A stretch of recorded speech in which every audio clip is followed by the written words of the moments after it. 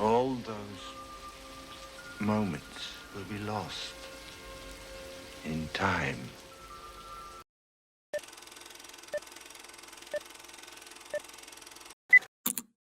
Welcome at the Seifest Space. Imagine you have worked all your life to create a massive fortune to live with, and then suddenly your life savings literally sink in the sea. What is going to be your response? This was the situation that Zeno of Citium found himself in after his ship sank with his cargo on the Greek shores at around 300 BC. Helpless and wealthless, Zeno arrived in Athens, and instead of falling into despair, he found comfort in philosophy, and eventually, with time, the previous wealthy merchant who lost his wealth turned into a philosopher and founded one of the world's most prominent philosophies, Stoicism.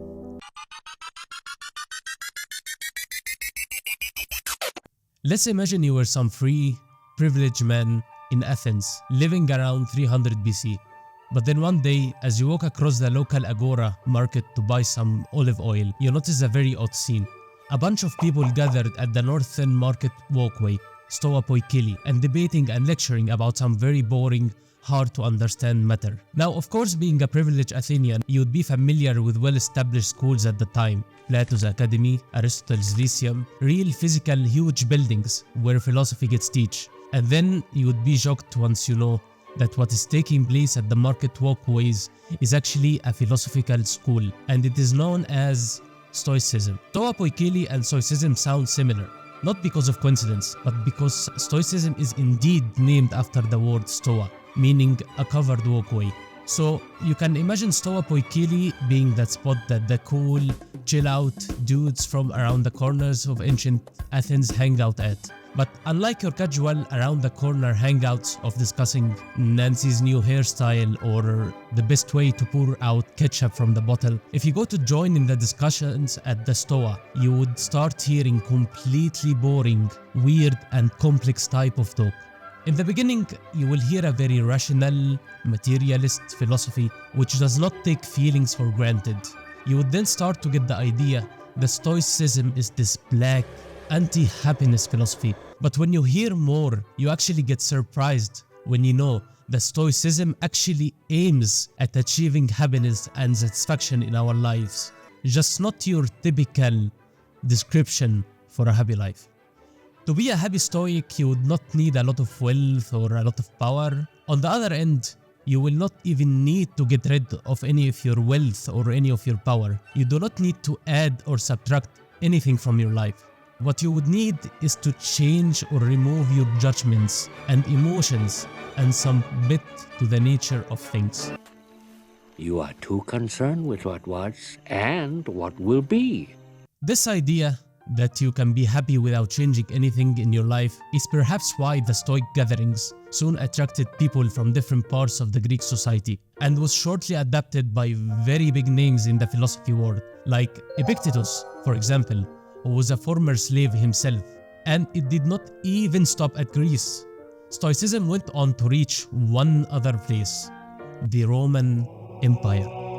And oh boy, it did not need to go any further. This is because the Roman Empire was the biggest and the most powerful empire at the time. With Stoicism Romanized, it shifted from being the philosophy of the market walkways to becoming the philosophy of the Senate, attracting well-known Roman politicians like Cicero and Cato.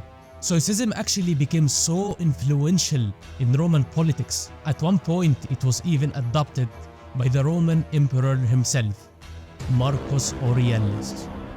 Stoicism's powerful idea of self-change and submitting to fate had appealed to the powerful and the weak alike and made it popular in both the Greek street markets and the Roman Senate, and adopted and practiced by both a slave and an emperor. You might think of such a philosophy as having to be very powerful and very influencing as to draw in this strong diversity. But actually, things were not as gloomy for Stoicism as it seems. Look, hogging out the glory. Stoicism's ideas, as perfectionist as they sound, was just impractical for many people. And perhaps this is also why Stoicism did not actually become worldwide famous.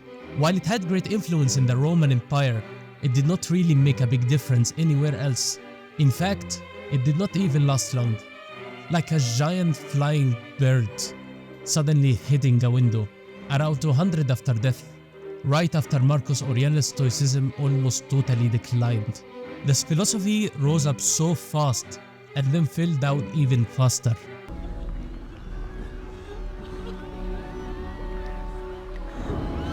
In order to understand Stoicism's sudden success and decline, we should try to understand Stoicism. And maybe, before we try to understand Stoicism, we should first ask, why understand Stoicism? Or why any philosophies in general? Why would Stoicism or knowing about Stoicism be important in the first place? Let's imagine there is a cylinder on the ground. In order for the cylinder to move, it will require some force. But force, however, will not be the only thing that affects the cylinder movement. Rather, what is going to affect its movement would also be its material, shape, size, mass, etc.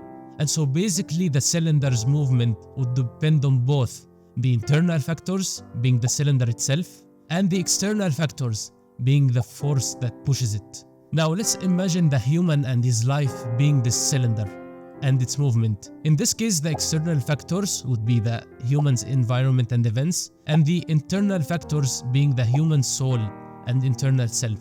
The external factors, the environment and its events, just like the force hitting the cylinder, is not really something that the human can change or have power on. What he has control over would be the internal factors, the self and the soul.